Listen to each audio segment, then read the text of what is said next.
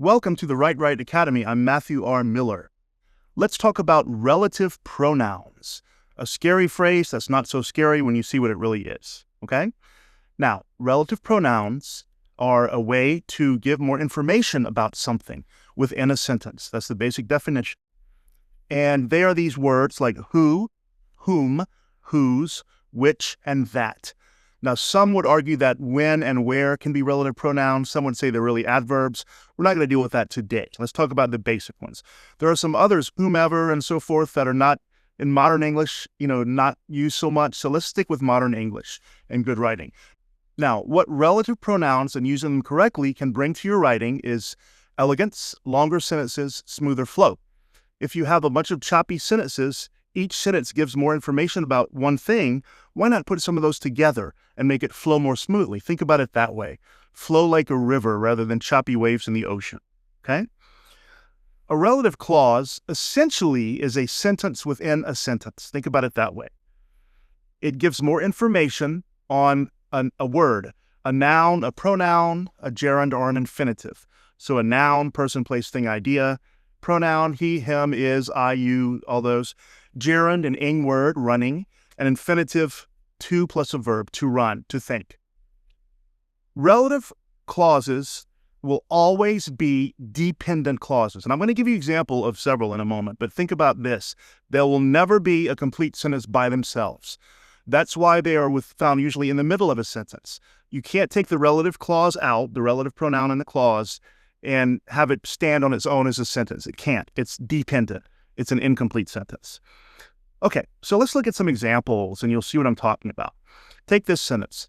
The girl who came over today is my sister. Now, the simple sentence here, if you reduce it just down to subject verb, it's the girl is my sister, right? Or girl is. So I could say the girl is my sister. That's a perfectly fine sentence. But if I want to tell you a little more information about this girl, namely that she came over today, I can say the girl who came over today is my sister. Now look at that sentence. The relative pronoun there is who. Okay, relative pronouns always refer back to the last noun, pronoun, gerund, or infinitive before it. So in this case, what's the last noun right in front of who? It's girl. Okay, simple. You might sometimes have other words between the noun and the relative pronoun, but just go back to the last one, okay? This is called the antecedent, the word girl, because it goes before. Okay, so again, the relative pronoun refers to the last noun, pronoun, gerund, or infinitive before it. And it gives more information about that. That's really all it does. Okay, so how do we use these? Who, whom, whose, which, that? Who always refers to a person, and the person is the subject of the relative clause. Okay, so let me explain what I mean. The girl who came over today is my sister. Who came over today? Who's that talking about? Talking about the girl. What did she do? She came over. So she's the subject, right? If you wanted to make that a separate sentence, the girl came over. So who refers to girl? We're using who because girl is the subject of the relative clause. Whom refers to a person when that person is the direct or indirect object of a relative clause. Look at this example. The girl whom you saw at my house was my sister. Now, girl is still the antecedent, okay? Whom is the relative pronoun, it still refers to girl, but now we're introducing another person, you. So now girl becomes a direct object. You saw my sister, you saw her.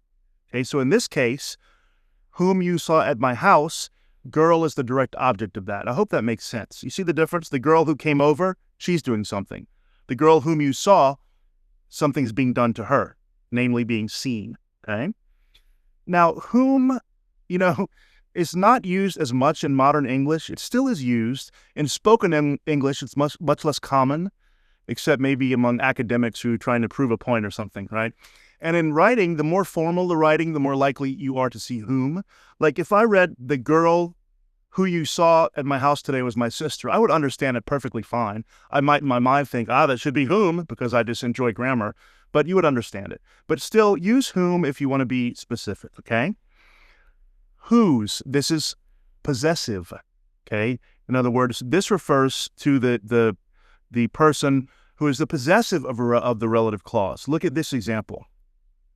The person whose car was in my driveway was my sister, okay? We still have a simple sentence, the person was my sister, but now the person owns something, owns the car, and so we have to use whose. It's whose car, her car, okay? So whose refers to person, still does, but now we have another noun in the relative clause, car, and the person owns that car, so we use whose. The person whose car was in my driveway was my sister. Now we have which and that. Which and that refer to non-humans, to things. Sometimes people use that to refer to humans, but it hurts my ear to hear that. I always use who and whom. Okay, that's just kind of a modern spoken thing. But which and that refer to non-people. What's the difference? Okay. Which is when you select something out of a set, out of a number of things. For example, let's say you have a palette of colors, green, blue, red, yellow, anything you can imagine. I might say, the color which I prefer on the palette is blue. I'm selecting that out of a set number, not just of every color in the world, but these colors here in front of me, which. That also refers to a non-person, but it's much more general. If I wanted to say, the thing that I enjoy the most is rain.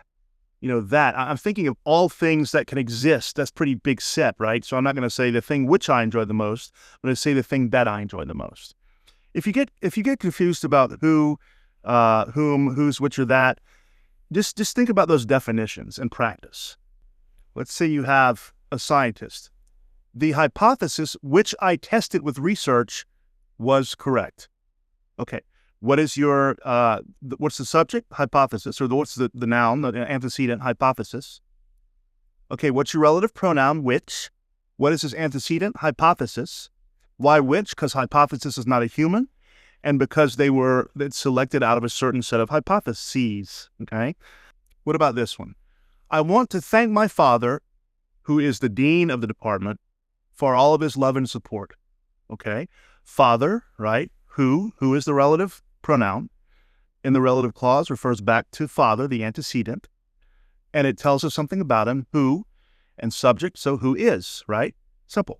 Now, the last thing you need to know is that there are two kinds of relative clauses, restrictive and non-restrictive. And you might think, oh, God, there's more. Well, yes, but it's not that difficult, okay? You just have to think about it. And we do this naturally. All of this, if you're a native English speaker, you just say it naturally, right? We're just kind of looking at it from an analytical point of view. Because I like to talk about writing and style. I also like to talk about grammar. It's all part of writing. Okay, so look at these examples. Okay. The student who sits in the front row always answers questions. Okay. What is the simple sentence? The student always answers questions. Now, is it just any student? No, I'm specifying the one who sits in the front row, that one particular person. The student who sits in the front row always asks questions or always answers questions. I'm eliminating all the other students in the classroom, focusing on that one. That is called a restrictive clause because you're restricting it to that one person, right? You're restricting it. You're limiting it. So the thing about restrictive clauses is that they restrict the antecedent to a particular category or a particular thing or a person. If you took that out, it would change the meaning of the sentence, right? What if I said the student answers all my questions? What student? Could be any student. What if I say the students answer all my questions? That's all of them, but I'm not doing that. I'm talking about one. The student who sits in the front row, that particular one. That's restrictive. Okay, what about this example? Students who get an A on the essay don't have to take the final exam. All right. Simple sentence, students don't have to take the final exam. Is that all students? No one has to take it? No, you're restricting it. Students who get an A on the essay.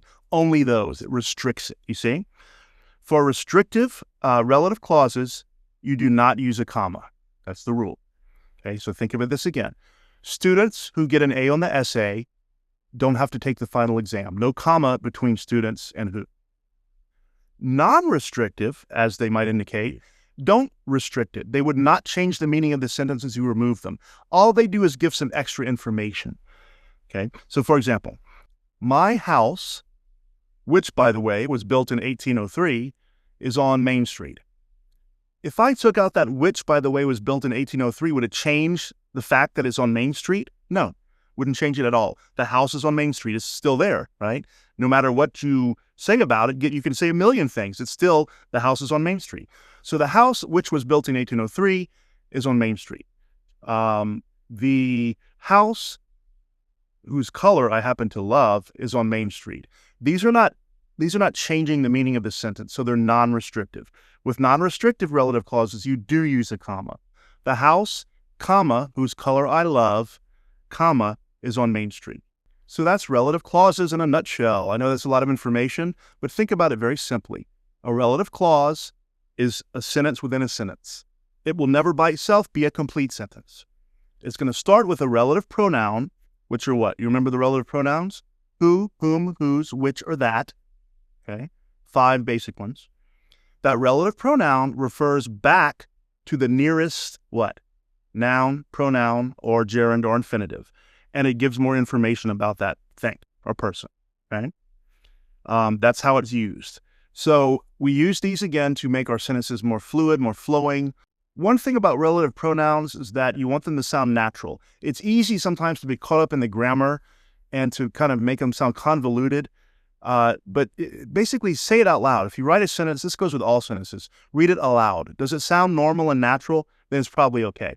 Does it sound stilted and awkward or weird, like a non-native speaker said it? Then it probably needs some help, okay? So those are relative pronouns. I certainly hope that helps. There are some more things to say about these, but they're just minor details, so don't worry about that for now. Thanks for watching. Please like and subscribe. I'm Matthew R. Miller. You're watching the Right Academy.